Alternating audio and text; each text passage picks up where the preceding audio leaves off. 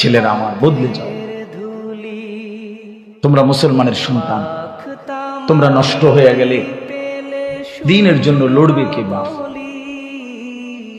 ইসলামের জন্য জানবাজি রাখবে কে? আগামী দিনে ইমাম মাহদীর পক্ষে লড়বে কে? দাজ্জালের বিরুদ্ধে লড়বে কে? আমার অনুরোধ রইল, ছেলেরা তোমাদেরকে অনুরোধ করে দাও। অনেক নওজোয়ান মাশাআল্লাহ, আপনি দেখছেন কি পরিমাণ ছেলে, কি পরিমাণ ছেলে। যদি এদের প্রত্যেকের কপালে সেজদা থাকতো কি পরিমাণ সুন্দর হতো।